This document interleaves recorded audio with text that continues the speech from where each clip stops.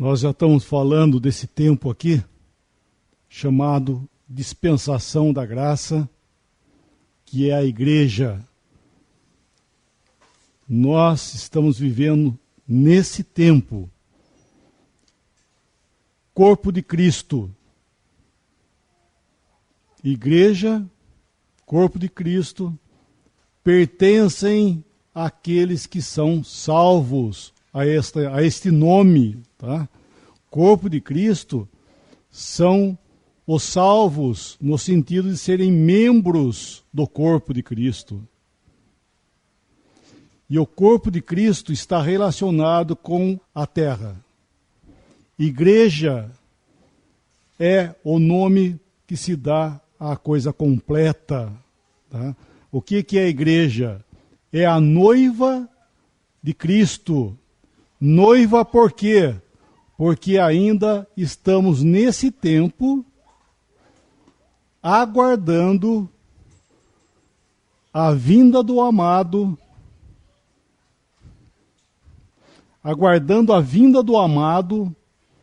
para nosso encontro com ele nos ares,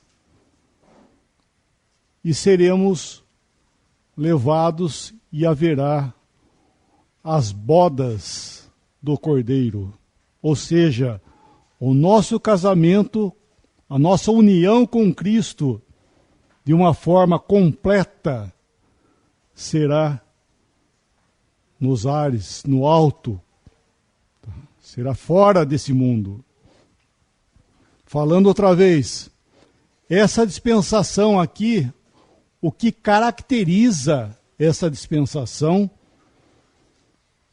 é a morada do Espírito Santo no homem. Isso nunca aconteceu antes. Em todos os tempos, somente um homem recebeu o Espírito Santo nele, que foi o Senhor Jesus. Quando ele foi batizado aqui, o Espírito Santo veio sobre ele e habitou nele. Nós devemos entender o seguinte, que quando o Senhor Jesus, nós vimos isso já, saiu daqui dessa posição, deixou o seu estado original, se despiu de toda a sua glória e nasceu aqui como um homem, então, como um homem, ele também recebeu o Espírito Santo, certo? Vocês podem ler, por exemplo, Lucas 4, Mateus 3, que ele foi levado pelo Espírito Santo ao deserto para ser tentado. Era um homem ali, é o tratamento, um homem completamente dependente de Deus. O Senhor Jesus nunca fez a vontade dele. Se ele fizesse a vontade dele, seria igual ao do Pai. Mas ele nunca fez a vontade dele. Porque a vontade dele, a comida dele, era fazer a vontade do Pai.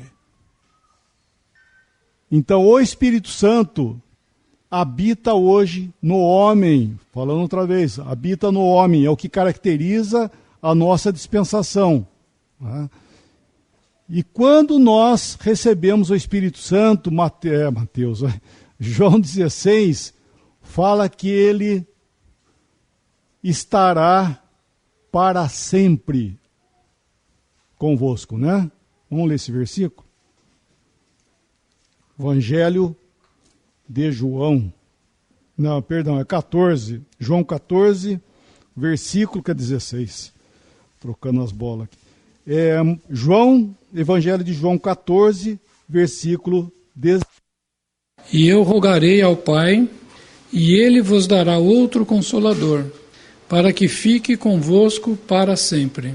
O Espírito de verdade, que o mundo não pode receber, porque não o vê nem o conhece. Mas vós o conheceis, porque habita convosco e estará em vós. Uma vez vindo para habitar em vós, para sempre. No crente e entre os crentes no caráter de igreja. Essa posição que a igreja vai tomar quando for tomada para a glória, estar com Cristo, desposada, será, vamos chamar assim, uma gama, né, um grupo de pessoas, que são os que pertencem a esse período aqui, para sempre. Nós nunca perderemos esta posição de sermos a esposa de Cristo. Tá? Hoje nós somos noivo, por quê? Porque ainda não fomos desposados com o nosso amado. Então hoje nós temos o quê? Limitações.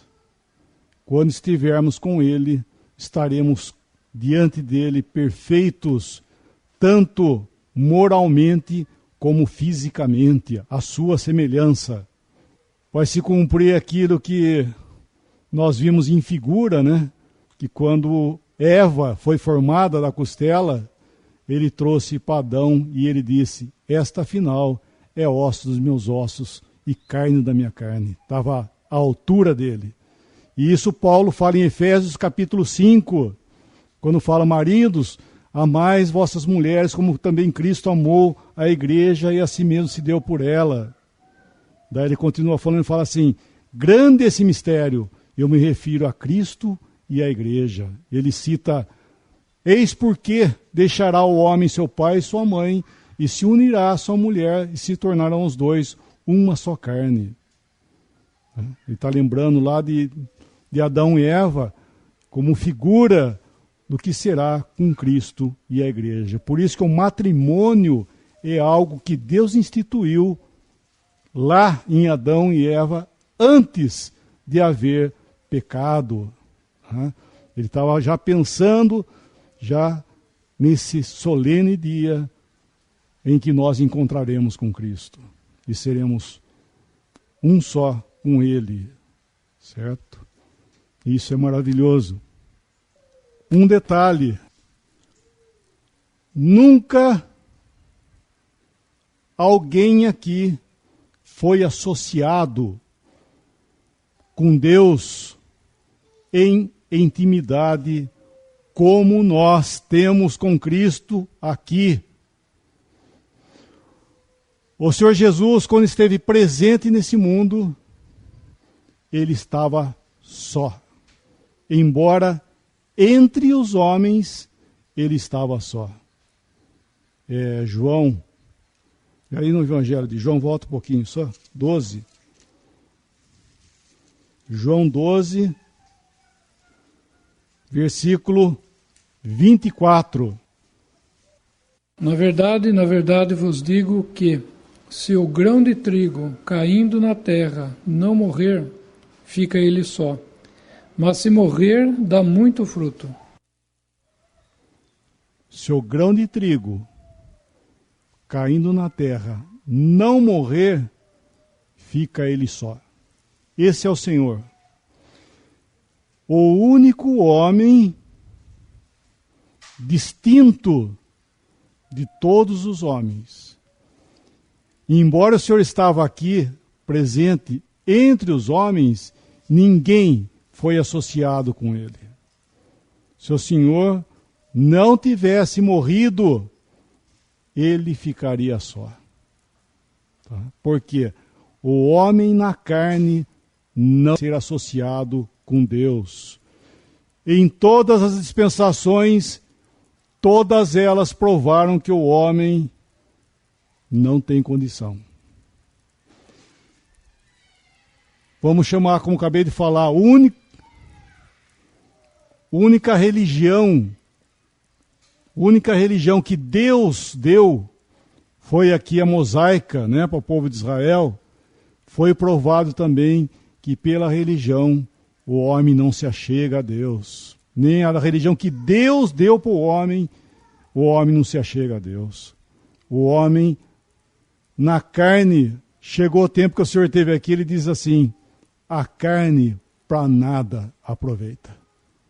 É humilhante, mas é verdade. É humilhante, mas é verdade. A carne para nada aproveita. Ou seja, O homem na carne não pôde ser associado com Cristo aqui, nem os seus discípulos, nem ninguém pôde estar como diante dele, porque todos ainda estavam na carne.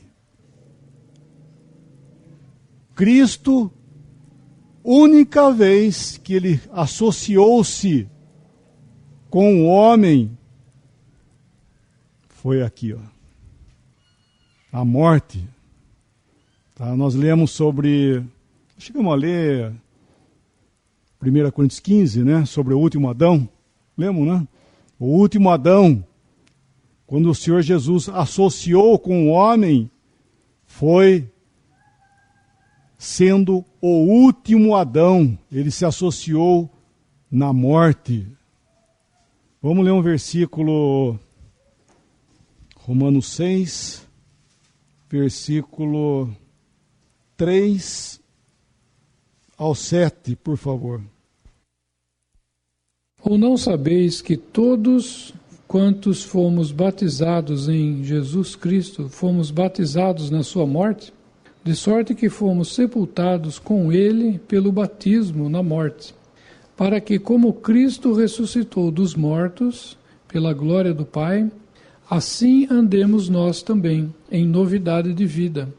Porque se fomos plantados juntamente com ele na semelhança da sua morte, também o seremos na da sua ressurreição. Sabendo isto, que o nosso homem velho foi com ele crucificado, para que o corpo do pecado seja desfeito, para que não sirvamos mais ao pecado. Porque aquele que está morto está justificado do pecado. Unidos, o homem na carne. Eu estou lendo apenas uma passagem, mas são várias que quando fala concernente ao velho homem aí, né, ele está tratando do velho homem, o homem na carne, ele foi unido na morte com Cristo. Tá? E nunca alguém teve associação.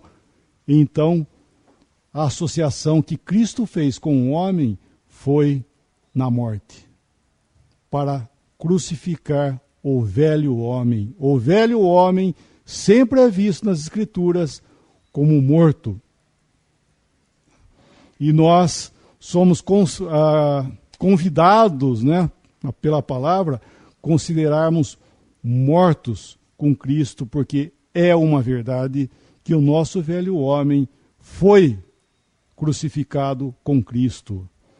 Só que tem um detalhe maravilhoso: Cristo não ficou na morte, ressuscitou. E esse milagre maravilhoso, que o Espírito Santo veio e habitou agora no crente, para estarmos à semelhança de Cristo. O cristão é o único homem na face da terra que pode ter comunhão com Deus. Isso que eu estou falando, ninguém, irmãos, teve comunhão com Deus como um cristão tem comunhão. Nós, lendo o Velho Testamento, vemos Abraão, Moisés, Elias e vários servos de Deus. Fica à vontade, irmão, pode sentar aí que tem lugar aqui, ó. Que a posição que nós temos, vocês podem ler o Novo Testamento nas cartas de Paulo, ele fala de nós em Cristo Jesus. Tá? Vocês vão encontrar em Cristo Jesus, em Cristo Jesus. O que é isso? É a nossa associação com Ele. Deus olha para nós e nos vê em Cristo Jesus. Nós olhamos para nós e vemos outra coisa, né? Nós sentimos em nós que ainda somos esse homem que está nessa natureza frágil. Nós sentimos em nós nossa fraqueza, mas pela fé nós entendemos que nós estamos em Cristo Jesus. Então, existem essas duas verdades.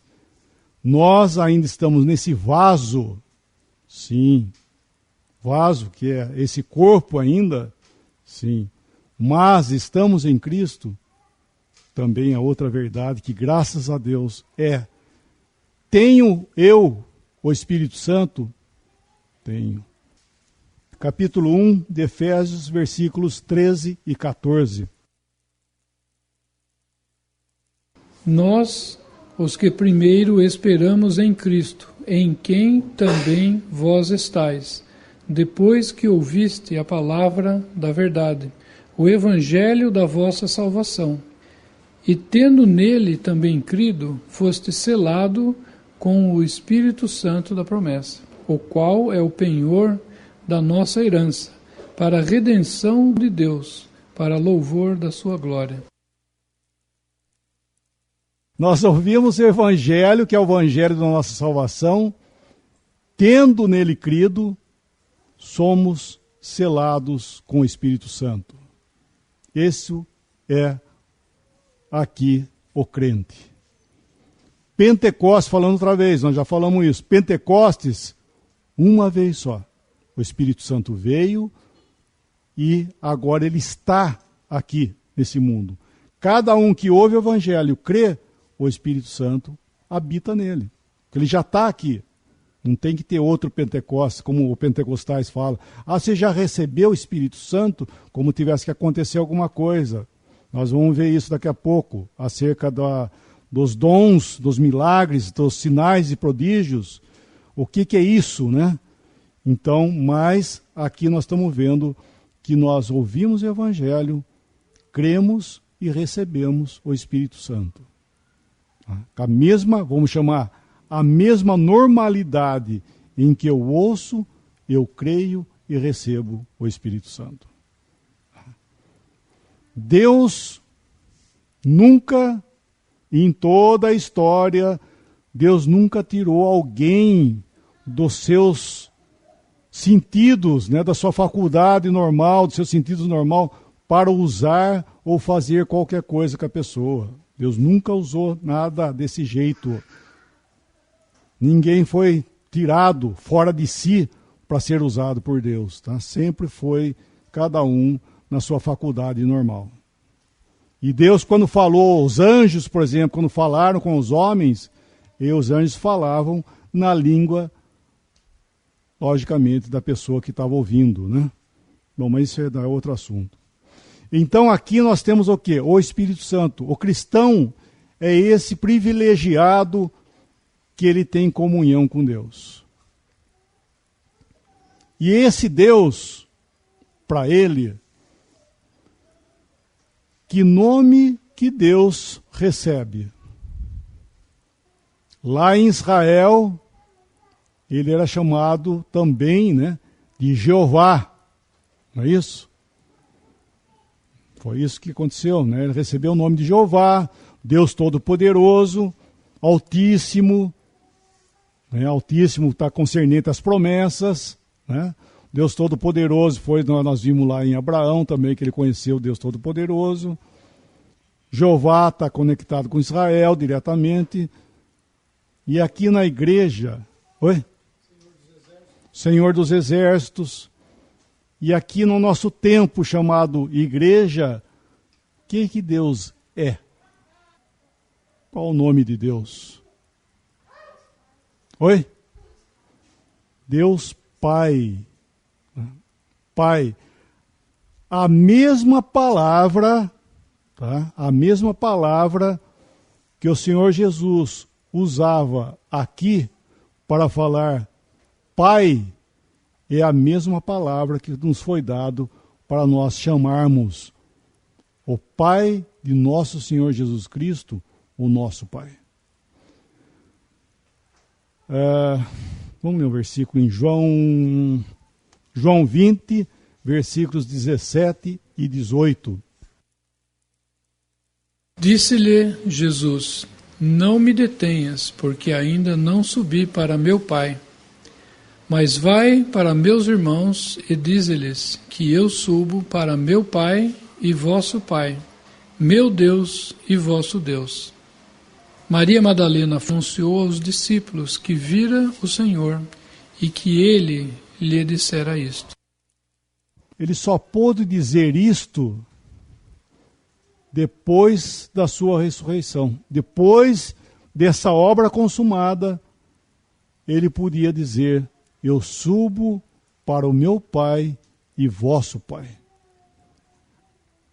Nossa relação com Deus é a mesma que nós temos, que o Senhor Jesus tem, nós temos também.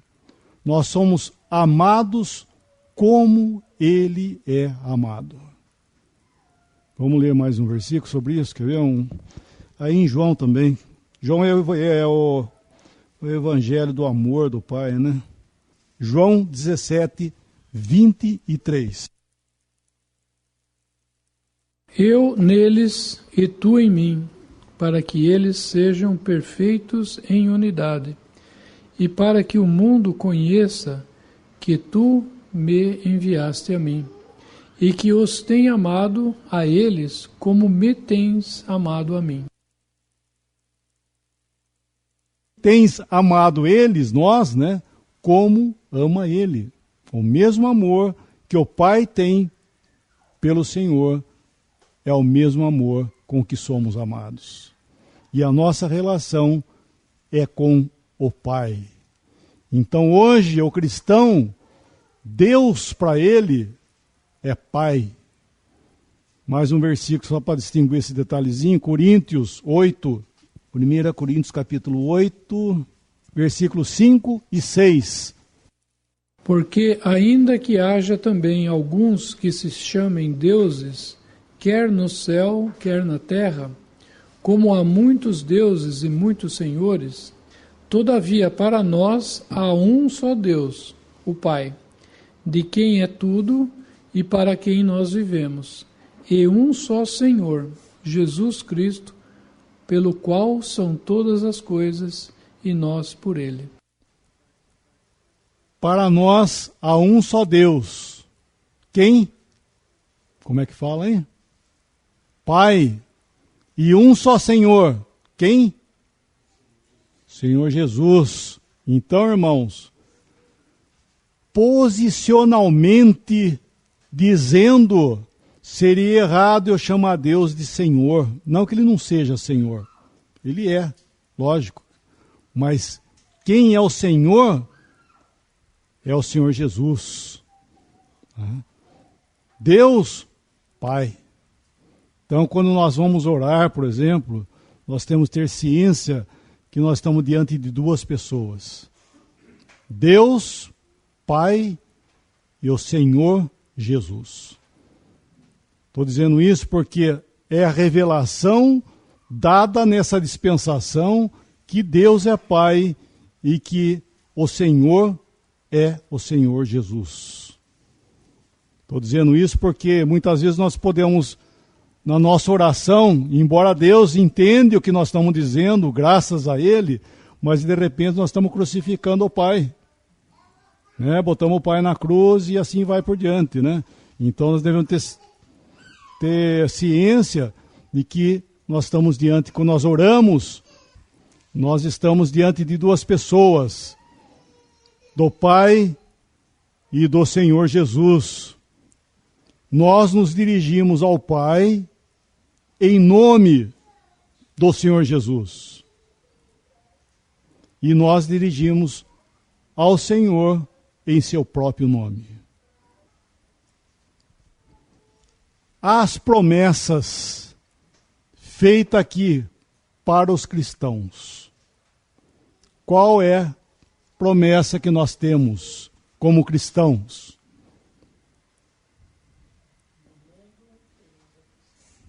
Como? No mundo tereis aflições. Mas não tem nenhuma promessa boa? Tem alguma promessa boa para o cristão? Exatamente, Maria. O arrebatamento, nós temos uma promessa que é a volta dele, aqui, ó, que ele virá dos ares e nos levará embora. Enquanto estamos aqui, nós estamos em aflição, ou passareis por aflições. Nós temos alegria, temos gozo, nós temos comunhão, sim, nesse sentido, sim. Mas bênçãos terrenas não estão conectadas com a nossa comunhão. Isso é muito bom a gente entender isso, irmãos, porque é uma linha tênue que nós mesmos, reunidos, inclusive ao nome do Senhor, nós podemos nos confundir. Nós estávamos falando já ainda hoje que a promessa de bênção para Israel, povo terreno, que era a abundância de colheita, saúde, ao ponto tal até da pessoa viver para sempre, se fosse obediente. Riquezas, tudo isso estava conectado com Israel, com a bênção terrena. Tá? Então, um judeu rico era um homem que temia Deus, um homem abençoado. As mulheres se ataviavam, seus cabelos punham pendentes, joias, punham ouro ataviado, tranças com ouro, fios de ouro, e mostravam que bênção. É isso que Paulo, quando fala que a mulher se atavie com modesta, não com frisado de cabelo, porque ele estava citando aos judeus, que a aparência agora, riqueza, não vai mostrar a ninguém que é espiritual. Tá? Riqueza hoje não é sinônimo de espiritualidade. E nem pobreza sinônimo de não comunhão com Deus. Isso é demonstrado pelo Senhor na história, não é uma parábola, na história do rico e Lázaro. Lembra? Havia um homem rico que se vestia, né, de púrpura e vivia todos os dias da sua vida regalada esplendidamente. O que era esse homem? Um homem abençoado, temente a Deus, na ótica do judeu. E havia outro que chamava Lázaro, doente, que jazia, que ficava à porta do rico, e doente. Esse é amaldiçoado. Esse homem fez alguma coisa que desobedeceu a Deus a ponto tal que ele está doente aí. Morreu o rico e morreu o Lázaro. E o que aconteceu depois da morte? O rico, lá em tormentos, ele olha e vê Lázaro no seio do pai Abraão. A linguagem é para com os judeus, por isso que ele fala seio do pai Abraão. E ele estava lá em tormentos. O que o Senhor estava falando ali? Que a base das coisas espirituais não tem base como o judeu pensava. Então nós estamos vivendo aqui hoje num tempo que nossa bênção, irmãos, como Paulo fala, nós fomos abençoados com toda a sorte de bênção, Efésios capítulo 1, nos lugares celestiais em Cristo. Nossa bênção está com Cristo e são todas celestiais. O que nós temos hoje nesse mundo é a misericórdia de Deus nos suprindo. Tá? Nos suprindo. Então Deus está dando em misericórdia. Então não podemos pensar que por um irmão ter mais condição financeira que outro, é porque ele tem mais comunhão com Deus do que aquele que tem menos. Errado. Isso é judaísmo. Tá? Isso é judaísmo. Nós estamos vivendo num tempo em que o mundo rejeitou a Cristo. Ele, presente aqui, provou que se os seus tivesse recebido, e se o mundo tivesse conhecido ele, como nós falamos à tarde em João 1, que os seus não receberam e o mundo não conheceu ele. Se isso tivesse sido ao contrário, ele estabeleceria o reino dele aqui. Não haveria hospital, não haveria cemitério, não haveria pobre, não haveria rico também. Todos seriam abençoados por ele. Todos estariam gozando desse milênio que virá. O milênio será isso. O milênio será que Cristo tratará tudo com justiça. Com justiça. E aqui, ao rejeitarem ele, o mundo é isso que nós estamos vendo. Nossas roupas, nossa casa e tudo mais prova que nós um dia rejeitamos a Cristo. Por isso que existe esse mundo de desigualdade. Tá? Desigualdade. Então, o que nós estamos vivendo não é bênção, e sim desigualdade. Porque rejeitamos ao Cristo que ia e pode abençoar todos de igual forma. Então, o que nós estamos passando aqui é um mundo que nós passamos por aflições.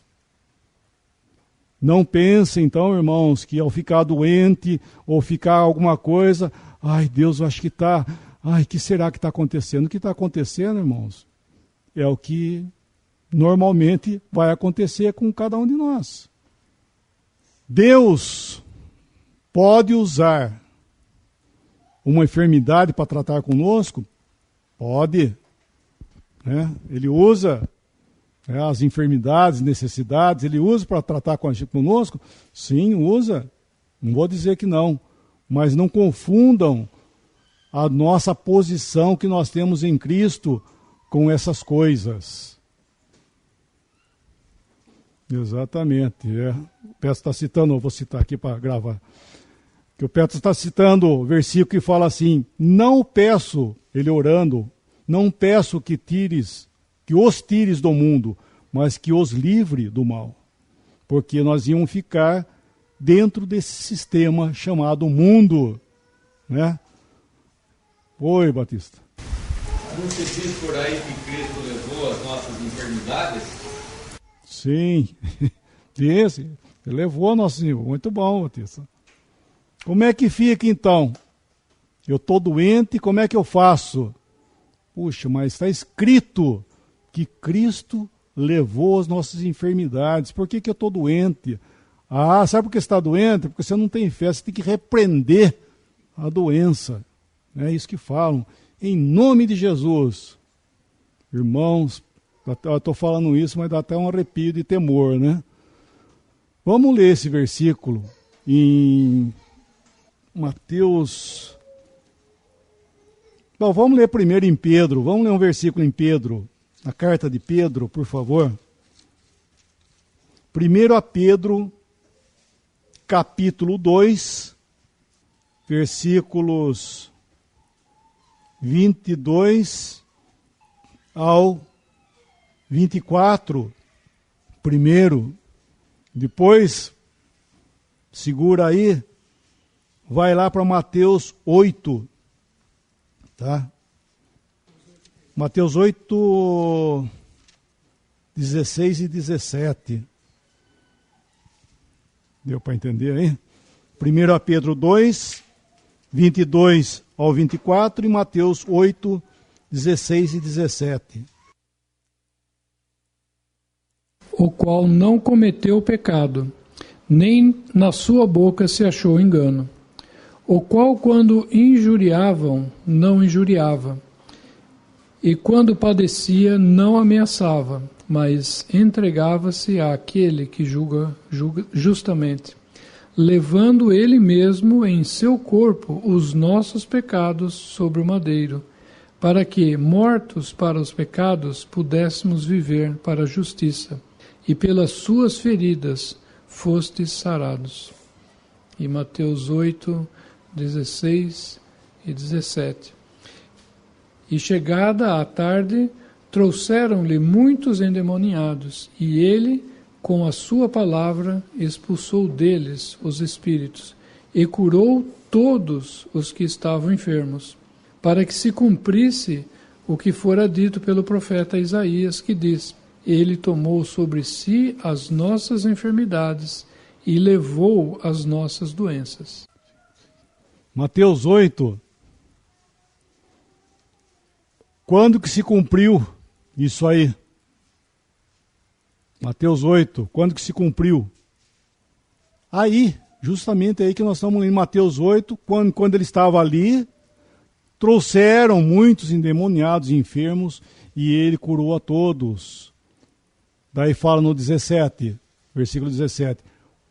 Para que se cumprisse o que fora dito pelo profeta Isaías. E daí ele cita essa profecia que ele levou sobre si as nossas enfermidades. Não é isso que está escrito aí? Quando foi? Enquanto ele estava vivo. Aí, em vida, ele levou sobre si. Por que isso? Porque ele estava curando. E levar sobre si enfermidade, por que isso? Porque o Senhor não era mágico, tá? O Senhor não era mágico. O Senhor era uma pessoa que, Deus presente, que curava. E ele simpatizava, né? Se condoía, simpatizar, a palavra simpatizar, na Bíblia, é ter compaixão. O Senhor se condoía. Quando ele ia curar alguém, não é assim, cura aí. Não é como tomar um copo d'água, não.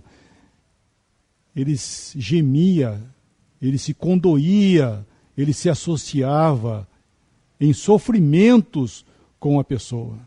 Por isso que diz que ele tomava, aí, tomar sobre si. Então, em Lázaro, por exemplo, dá um exemplo, lá quando Lázaro morreu, irmão de Marta e Maria, ele chegou lá, ele sabia já de antemão que ele ia lá para ressuscitar Lázaro.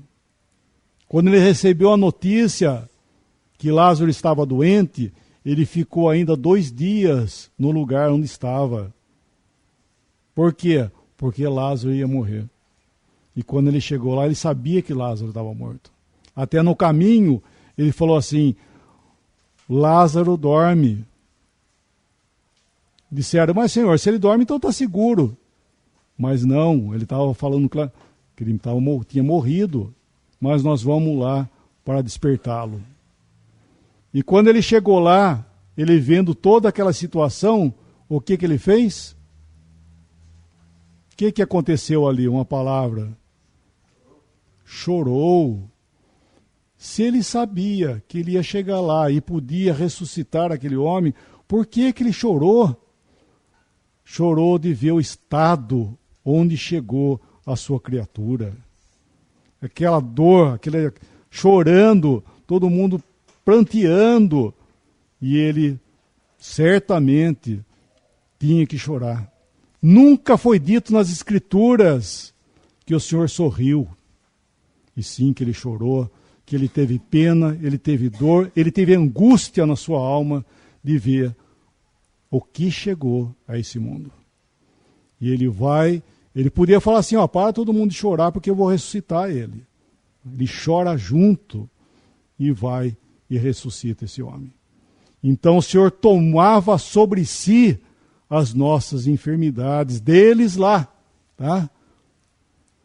Mas só que esse homem foi rejeitado. Esse homem foi rejeitado e o mundo ficou com os seus enfermos. Não é verdade? Vocês lembram que ele chegou numa festa em João 5? Ele chegou em Jerusalém, estava tendo uma festa. E ele chegou lá num lugar que tinha uns tanques, um lugar chamado Betesda, que tinham vários tanques, e ali jazia uma multidão de enfermos. Lembra disso? E o Senhor foi lá, onde ele levanta aquele homem que havia 38 anos que ele estava enfermo num leito, e ele cura esse homem. Por que ele não foi para a festa? Ele foi para Jerusalém, mas não entrou na festa e foi lá no meio dos enfermos. Porque o contraste, o que aquelas pessoas estavam fazendo festa? Olha aqui do seu lado, o estado que está. A multidão de enfermos ali e fazendo festa. Esse é o mundo.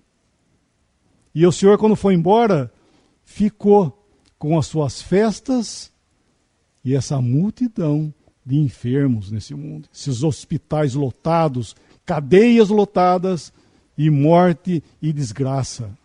Mas o mundo faz a festa para poder fechar os olhos para essa realidade triste que o homem vive por ter rejeitado a Cristo. E aqui na cruz, o que diz lá em Pedro que ele fez? O que ele levou na cruz sobre si? Os nossos pecados. Aqui na cruz, ele levou sobre si os nossos pecados, não as nossas enfermidades. Na vida dele, ele levou sim sobre si, para que se cumprisse o que foi dito em Isaías, levou sobre si as nossas enfermidades, enquanto ele estava vivo. Na cruz, ele levou os nossos pecados. Então, nós temos hoje a provisão de que os nossos pecados foram levados, todos levados ali na cruz por Cristo. Agora, as nossas enfermidades, isso não faz parte desta obra expiatória de Cristo. Então, não confundam, por favor, porque isso é dito, muito mal dito, né? mal aplicado, esse termo, que ele levou as nossas enfermidades, então nós temos que sentir livre disso, isso é mentira, isso é não sei o quê. Isso é um erro muito grande, porque nós caímos num laço e tomamos uma promessa que não é para nós. Tá? O erro doutrinal, como eu já tinha falado no início, é tomar promessas para nós que não são para nós. E nós ficamos decepcionados porque aquilo não vai acontecer. Deus pode curar? Pode, graças a Deus. Nós devemos orar. Mas não podemos obrigar Deus a fazer as coisas. Né? Tomar versículos e achar que Deus é obrigado a fazer alguma coisa porque está escrito um versículo na Bíblia. Não é assim. Certo? Dá para entender? Dá para... A diferença, né? E nós estamos aqui nesse tempo e nós temos comunhão com Deus Pai. Nós temos comunhão com o Pai. E falamos com o Pai. Não é isso? Falamos com o Pai, falamos com o Filho e temos comunhão uns com os outros. E nós falamos com o Pai e com o Senhor como? Em que forma que nós falamos? Como é que é? O que é usado para falar? Como é que eu falo com o Pai? Oi? Em oração. Em oração, quando nós oramos, nós estamos falando com o Pai. E como é que o Pai responde? Como é que nós somos respondidos? Pela palavra, certinho. Por quê? Pela palavra. Porque as respostas de nossas orações têm que estar em conformidade com a palavra. Por isso que eu falo, pela palavra, é como pela palavra. Porque as respostas têm que estar em conformidade com a palavra. Certo? O senhor pode usar o quê? Pode usar até uma mula, né, para falar com a gente. Dar uma resposta para nós. Não é verdade? Como aconteceu ali com Balaão, né? Embora ele não era um servo do Senhor, mas a mula falou com ele. Então pode acontecer Deus usar as coisas para falar com a gente? Sim, mas tem que estar em conformidade com a palavra. Nós vamos chegar nesse ponto agora, inclusive. E como, se eu oro ao Pai, o que eu devo falar para Ele? nós devemos falar, logicamente, com toda a reverência, falarmos com Ele. Falar. Eu estou dizendo isso porque a nossa liberdade que nós temos diante de Deus, diz ali que nós temos ousadia para entrar diante dele e falar. Essa ousadia, a oração, a nossa entrada diante dele, não é para ir lá e achar que nós temos que, pela oração, que nós podemos convencer Deus a mudar de ideia de alguma coisa ou fazer com que Ele faça a nossa vontade. Isso não é oração. Ah, mas se eu pedir em nome de Jesus, Ele vai fazer. Não se engane. Quando diz em nome de Jesus, é que nós fazemos alguma coisa em nome dessa pessoa. Inclusive nós estamos usando o nome dele. Ou seja, se eu sair e eu vou fazer algo em nome do Marrone, o que ele vai pensar, o que eu vou fazer com o nome dele? Então, quando nós nos aproximamos de Deus e vamos orar em nome de Jesus, não é para convencer Deus que por causa do filho dele ele vai ter que fazer, porque ele está pedindo em nome de Jesus, eu vou ter que fazer. Não é isso, não. Veja lá o que você está comprometendo o Senhor Jesus diante do Pai. Esse em nome é em conformidade com aquilo que o Senhor pensa das coisas. Não é isso? Em Romanos 8 diz que nós não sabemos orar como convém, mas o Espírito Santo, ele perscruta e conhece todas as coisas, e em conformidade com o Espírito, nós podemos orar segundo a mente de Deus. Ou seja, nós falarmos com Deus de acordo com aquilo que Ele é, e com aquilo que Ele pensa, e com aquilo que Ele faz. Essa questão, estou dizendo isso porque às vezes nós que pensamos, como dizem, você tem que orar em nome de Jesus, como se tivesse autoridade ou poder nesse nome para fazer alguma coisa, fazer Deus até mudar de ideia. Isso é um erro muito grande, irmãos. Nós devemos diante dele, com toda a reverência, mas com esse privilégio de eu falar com ele. Isso é oração. Nós ouvimos muito uma oração aí que é feita, chamado Pai Nosso. Irmãos, nós somos cristãos. Nós falamos com Deus. Tá? Nós falamos com o Pai. Certo? Nós estamos diante dele falando, Pai, obrigado, Pai. Ô Pai, tu conheces a necessidade que eu estou passando, minha dificuldade, eu oro por isso, orando pelo Oswaldo, que foi operado, e o Senhor pode ajudar ele. E assim nós oramos pelos agradecendo acima de tudo, e de tudo que ele tem feito. Paulo, doente que ele estava, tinha uma enfermidade, um espinho na carne, do qual inclusive Satanás estava usando para esbofetear ele. Ele orou 3 vezes. Não é isso que ele fala? Orei 3 vezes, pedindo que afastasse de mim. O que foi a resposta para ele? A minha graça te basta. Daí passei a agradecer. Então era algo que ele tinha, que incomodava ele, como um espinho, por isso que ele usa essa palavra espinho, porque era incômodo, e ele sabia que era um mensageiro de Satanás, né, que faz a palavra. Nós não sei o que era isso, mas... E orou 3 vezes.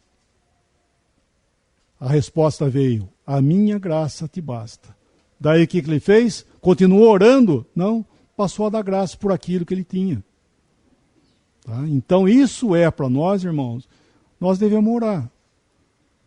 3 respostas, sim, não e espere. Uma das 3 vem. Tá? E conforme ela vem, nós devemos daí passar a dar graças por aquilo. Sabe? Porque nós achamos que vitória é sair fora da situação. Eu vi uma irmã, não reunida, né, mas ela estava com o marido muito enfermo. Ela estava toda atribulada. Falei, irmã, o Senhor vai prover. Não, mas eu quero vitória. Falei, vitória, irmã, é a vontade de Deus. Eu fazer a vontade de Deus é a vitória. Ainda que eu morra num leito, eu estou fazendo a vontade de Deus, estou. Então isso é vitória. E nós pensando em vitória é sair da situação, sair do problema. Isso é um erro. Vitória é eu estar fazendo a vontade dele. E Paulo, por isso que ele passou a dar graças, porque aquele caminho de sofrimento dele era vitória. Vitória porque aquilo que ele estava passando era para que ele não se gloriasse. E que é uma coisa melhor do que isso? De não nos gloriarmos em alguma coisa? Puxa vida, não é verdade? Sim, oração. Essa oração do Pai Nosso é uma oração do judeu. É uma oração conectada ao judaísmo. Alguém distante, Pai Nosso que estais no céu. Santificado seja o teu nome, venha o teu reino. Isso é judaísmo. Venha o teu reino. Seja feita a tua vontade, assim na terra como no céu. O pão nosso de cada dia nos dá hoje. Perdoai as nossas ofensas, como assim nós perdoamos o que tem nos ofendido. O cristão não ora. Inclusive, irmão, outro detalhezinho. A oração nossa não é algo repetitivo. Não é algo repetitivo. Não é isso que o senhor falou? Né? Que os fariseus pensavam em orar como faziam, repetindo, achando que Deus vai ouvir. Não é isso. Nós falamos com o Pai. Então, é errado, é usado. Todas as religiões, eu posso dizer assim, né, que usam o Pai Nosso. É uma oração universal. Tudo que vai acontecer, vamos orar o Pai Nosso, que é a oração que é de todo mundo. É todo mundo que ora o Pai Nosso. E na verdade está todo mundo errado, porque o Pai Nosso não é para nós, não é cristão. Correto? Dá para entender isso, Norma? Isso, obrigado. A palavra fala, perseverai em oração, é você orar sempre, né? Mas não é repetir, não é papagaiar alguma coisa, e sim falar com o Pai, falar, até que nós tenhamos, logicamente, a resposta de algo, e como eu disse, ela pode vir sim, não, ou espere. E nós devemos, e esse inclusive, perseverar em oração, ou seja, orar sempre também, não é só falar a mesma coisa. Quando fala perseverar, é falar a mesma coisa. É se manter em oração. E mesmo ali, na oração do Pai Nosso, o Senhor, logicamente, ele não estava dizendo também isso que é feito aí. Tá? O Senhor, quando disse lá em Mateus, ele não é o que é feito aí. Quando ele diz, porque perguntaram, como é que é para orar? Quando orardes, dizei, Pai Nosso que estás no céu. Então, pegaram isso, o que ele falou? Pai Nosso que estás no céu. Pai Nosso que estás no céu. Não é isso. Quando orardes, eles tinham que ter em mente esse tipo de oração. O Pai Nosso que estás nos céus, seja feita a tua vontade. Ele estava explicando a oração. Não era para pegar e papagaiar isso aí. Entende? Dá para entender? Era o caráter da oração. Não papagaiar aquilo lá como é feito. Pai Nosso que estás no céu, santificado seja o vosso nome. Não precisa papagaiar. Ele estava explicando que quando eles fossem orar, eles tinham que ter em mente esses detalhes, né, da vinda do reino, né, a vontade de Deus seja feita assim na terra como no céu. Eram fatos, coisas que eles deviam estar em comunhão com o Pai, né, com Deus ali no caso, de acordo com a dispensação deles, falando com Ele. E não era para ficar repetindo, não era isso. Porque logo depois ele fala para não repetir, nesse próprio texto aí ele fala para não repetir, quando orares não repitais. Então não tem... Bom, mais uma coisa. Então, o que seriam as curas na nossa dispensação? Né? O que seriam as curas na nossa dispensação? O que seriam as línguas na nossa dispensação? O que seriam os dons na nossa dispensação? Houve curas? Existiram curas nessa dispensação que nós vivemos? Teve, Batista? Teve, né? Teve sinais, prodígios e maravilhas? Tiveram isso aí? Aconteceu isso aí? Aconteceram. Quando aconteceu? Quando foi que aconteceu isso? O estabelecimento da igreja, aqui no início, bem no comecinho. Por exemplo, o dia que desceu o Espírito Santo na terra e batizou aquelas 120 pessoas que estavam naquele cenáculo. E o que aconteceu com eles? O que passou ali? Qual que foi o sinal que aconteceu ali? Falaram em línguas. Que línguas eram estas? Que línguas falaram eles? Os idiomas. Né? Língua é idioma. Não existe outra língua na Bíblia que seja algo diferente do que um idioma. Eles falaram línguas. Vamos ler esse versículo só para esclarecer. Atos 2, versículos 1 ao 13. E cumprindo-se o dia de Pentecostes, estavam todos reunidos no mesmo lugar.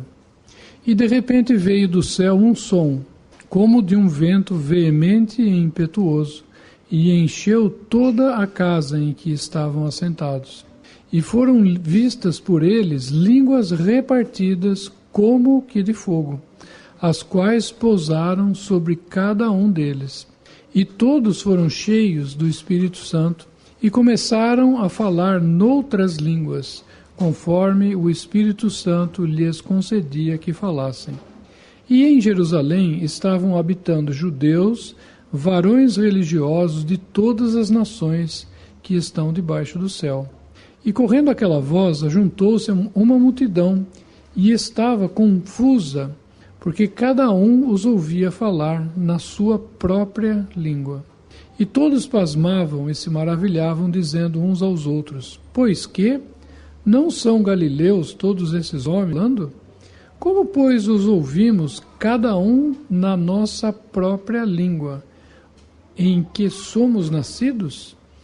Partos, medas, elamitas, os que habitam na Mesopotâmia, e Judéia, e Capadócia, Ponto e Ásia, e Frígia e Panfilha, Egito e partes da Líbia junto a Cirene, e forasteiros romanos, tanto judeus como prosélitos, cretenses e árabes, todos os temos ouvidos em nossas próprias línguas, falar as grandezas de Deus. E todos se maravilhavam e estavam suspensos, dizendo uns para os outros: Que quer isto dizer? E todos zombando diziam: Estão cheios de mosto. Versículo 5 aí, né? Estavam ali por causa da festa, né? Do Pentecostes, era uma festa dos judeus.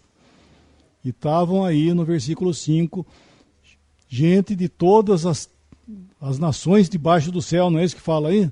Mas eram judeus das nações que vinham para Jerusalém para a festa. Então tinha judeu aqui, tinha judeu da Arábia, da Panfilha, enfim, de um monte de lugar que ele cita aí, né? Ou seja, cada um falava uma língua. E chegaram lá, os discípulos passaram a falar a língua deles. Cada um falava uma língua referente aos grupos de judeus que estavam lá. E ele falou, mas eles não são todos galileus. Como é que nós estamos ouvindo nossa própria língua materna, as maravilhas de Deus? Como é que pode isso? Ficaram maravilhados. Língua, dom de língua é falar uma língua da qual você nunca estudou, que você não sabia, e você passa a falar sabendo daquilo que você está falando. Ou seja, o cristão ali, um deles lá, um dos discípulos, passou a falar uma língua ali que ele sabia muito bem o que ele estava falando. Ele sabia aquilo que ele estava falando. E ele não estava fora de si. Ele estava falando as maravilhas de Deus numa língua que ele nunca estudou e que ele não sabia. Passou a falar. Alemão, e quando fala a língua dos anjos? Vamos ler esse versículo? Coríntios 13, 1 Coríntios capítulo 13, versículo 1. 1 Coríntios 13, versículo 1. Ainda que eu falasse as línguas dos homens e dos anjos, e não tivesse caridade, seria como o metal que soa ou como o sino que tine. Ainda que falasse as línguas dos homens e dos anjos. O que é isso? Agora eu pergunto, o que é isso, língua do... Por que ele cita essa palavra? O único lugar, tá, na Bíblia que que cita essa palavra língua de anjo, é aí. Único lugar. As outras referências, quando fala de anjo falando, é falando na língua da pessoa. E aí ele fala da língua dos anjos. Por que Paulo está falando isso? Ainda que. Ele não tá, olha, irmãos, ele não está dizendo aí que ele falava. Ele fala ainda que. Então ele não está falando que ele falava a língua de anjo. Ele fala, ainda que eu fale. Por que ele diz que ainda que ele fale? Ele não diz nós, tá? Mais um detalhe, ele não está falando nem que nós, ainda que eu fale. Por que Paulo fala isso? Ainda que ele falasse a língua dos anjos, por que ele podia dizer essa probabilidade? Isso, ele foi ao terceiro céu e ouviu coisas que ao homem, quando ele diz não é lícito dizer, não está dizendo que não posso contar para vocês não, hein? Não é isso que ele está falando. Que é impossível falar. Porque todas as coisas que nós sabemos, num certo sentido, nós sabemos por comparação. Não é? Nós aprendemos as coisas por comparação. Não é verdade? Isso é mais bonito do que aquilo. É a mesma coisa você sair e numa aldeia de indígena, lá no meio, não sei da onde, lá que você vai encontrar um povo indígena, que eles não sabem nada e moram numa cultura que nem casa, nada eles têm. Eles moram naquelas, né, que falam, né? Aquelas cabanas, aquelas ocas. Daí você chega lá e fala assim, olha, na minha cidade, não sabe nem o que é isso, na minha cidade tem um prédio lá que tem, 33 andares. Ele não sabe o que é cidade, não sabe nem o que é uma casa e não sabe o que é 33 andares. Não tem jeito de você falar para ele o que é isso, ele não sabe o que é isso. Não existe para ele comparação, ele não tem termos de comparação para entender o que você está falando para ele. E assim Paulo, quando foi levado ao terceiro céu, ele ouviu coisas que não tem jeito de falar. É isso que ele está dizendo. Então, ele ouviu lá coisas. Então, ao dizer isso, ele fala, ainda que eu falasse a língua dos homens, todas as línguas, e também a língua dos anjos, se eu não tiver amor, nada serei. Tá? Então ele está mostrando também a grandeza desse sentimento chamado amor. Tá? Então é a única vez que se fala em língua de anjos. E ele fala nessa carta, nós estamos aí, vamos para o capítulo 14. Capítulo 14, vamos ler o versículo 20 ao 23, tá bom? 20 ao 23. Irmãos, não sejais meninos no entendimento, mas sede meninos na malícia e adultos no entendimento. Está escrito na lei: por gente de outras línguas e por outros lábios falarei a este povo, e ainda assim me não ouvirão, diz o Senhor. De sorte que as línguas são um sinal, não para os fiéis, mas para os infiéis. E a profecia não é sinal para os infiéis, mas para os fiéis. Se, pois, toda a igreja se congregar num lugar, e todos falarem línguas estranhas, e entrarem indoutos ou infiéis, não dirão porventura que estáis loucos? Você sabe por que tem essa diferença? O itálico aí, não. Sabe o que é itálico? Ele vem normal, falar a língua estranha, depois volta. Por que é esse itálico aí? Sabe por que tem itálico aí ou não? Isso. Exatamente, que não se encontra, o que tiver em itálico não se encontra no texto original adotado. Isso aí, tem umas bíblias que explicam isso no início, que tudo que estiver em itálico não consta no texto original adotado. Então, aí é língua, tá? Língua e não língua estranha. O que ele está querendo dizer que língua estranha é língua estrangeira, estranha ao ouvinte, né? É isso que ele está fazendo. Então foi usado, infelizmente, pelo homem, que esse estranha é algo desconhecido, no sentido, algo estranho que não se pode entender. Isso é um erro, porque língua é idioma. Língua é língua, né? Como dizem.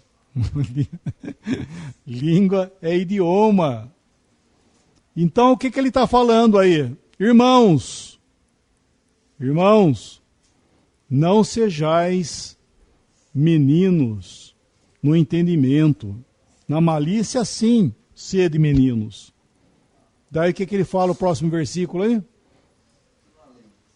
Na lei, isso é Isaías 28, na lei está escrito. Ele vai lá em Isaías, pega esse versículo, esse texto, e traz aqui para eles, fala, irmãos, lá na lei está escrito, ó, e ele repete aí, coloca aí o versículo. Falarei a este povo por outras línguas e por outros lábios, e nem assim me ouvirão, diz o Senhor. Ele está citando. Falarei a este povo, que povo? Os judeus, tá, irmão? Isso aí, logicamente, a profecia de Isaías para quem que era? Era para Israel, para os judeus. Então ele está se cumprindo ali. Então ele está pegando, olha, o que está acontecendo é isso aqui, ó. Ele vai lá e pega o versículo e traz aí. Daí ele fala, próximo versículo, Xerinho, como é que fala aí? De sorte que as línguas são um sinal não para os fiéis, mas para os infiéis. E a profecia não é sinal para os infiéis, mas para os fiéis. Quem que é fiel? E quem que é infiel aí? Fala, quem que está contra a versão aí? Está aí, ó. Sorte que as línguas constituem um sinal não para os crentes, mas para os incrédulos. Isso. Quem que é o incrédulo? Quem que é o incrédulo, Lucas? Os judeus. Por que incrédulo? Aí ele está citando 3 pessoas aí, ó. O crente, que é o fiel, em outra versão. o incrédulo, que é o infiel, e o indouto. O crente, o incrédulo, que é o infiel. Por que infiel? Porque ele deveria ser fiel e não foi. Isso está relacionado ao judeu, de sorte que as línguas constituem sinal, não para os crentes, mas para os incrédulos. A profecia, sim, é para o crente. Tá? E não é isso que ele está falando? Lê o versículo outra vez, por favor. De sorte que as línguas constituem um sinal não para os crentes, mas para os incrédulos. Isso. Mas a profecia não é sinal para incrédulos, e sim para os que creem.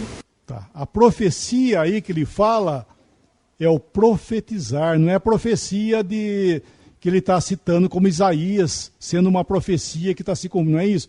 É profetizar, que ele vai falar nesse capítulo aí. Quando falarem 2 ou 3 profetas, falem e os outros julguem. É essa profecia, é falar a palavra de Deus. É isso que ele está falando aí, tá? Não é profetizar no sentido de coisas que ainda não estão escritas, né? Que na época era o caso. E daí ele cita mais uma pessoa aí, no próximo versículo aí. Por favor, Xerim, o que ele fala a outra pessoa aí?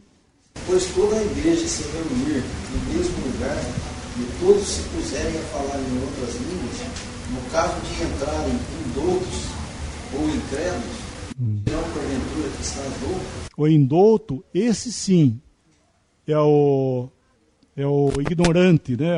Seria o pagão, né? O incrédulo, porque o incrédulo que você está falando, o incrédulo tá? É o gentio que não sabe nada, é o indouto. E a igreja se reúne para quê aí que ele fala?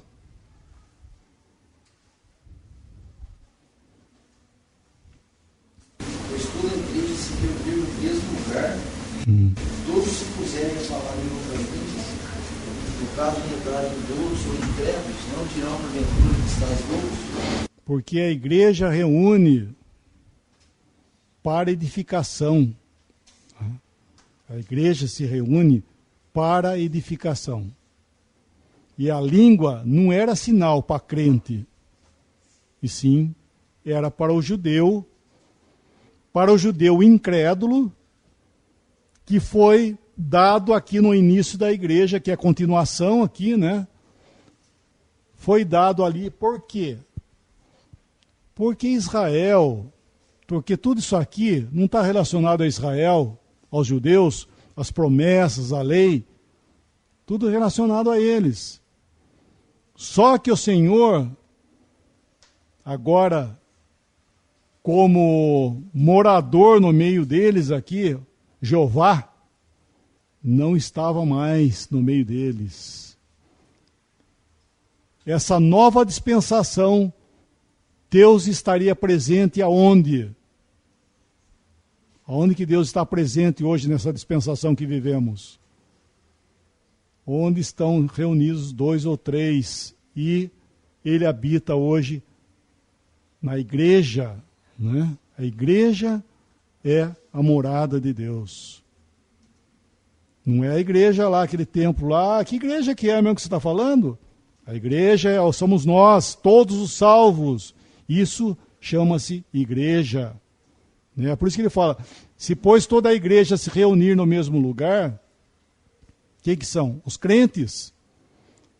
E eles passarem a falar em línguas, entrar um indouto vai falar que você está louco. Vocês estão loucos.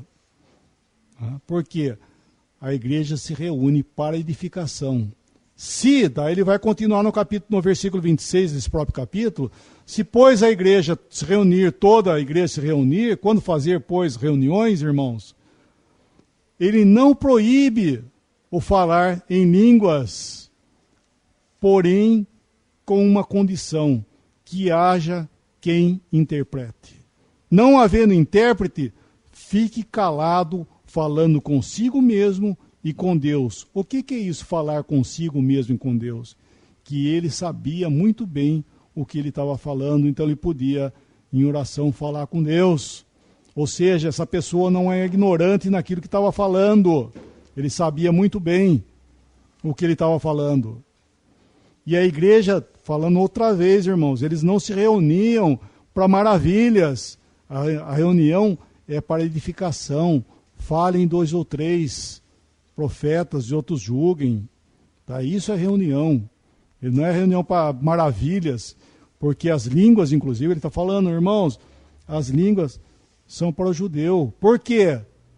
Deus estava falando pelos sinais, prodígios, milagres, que ele não estava mais aqui, que ele estava agora nesse novo grupo de pessoas chamado igreja, que eram os cristãos. E o judeu sempre creu por sinais. Tá? E o que convencia ele eram sinais que convencia ele. Só que na profecia de Isaías, como Paulo está citando aí, nem assim me ouvirão, diz o Senhor. Quando o anticristo vier aqui, o que ele vai fazer para convencer eles? Oi? Sinais, prodígios e maravilhas da mentira. E crerão nele. O Senhor Jesus disse assim: eu vim em nome do meu Pai, e não me crês. Outro virá em seu próprio nome, e esse de bom grado o recebereis. Esse é o anticristo.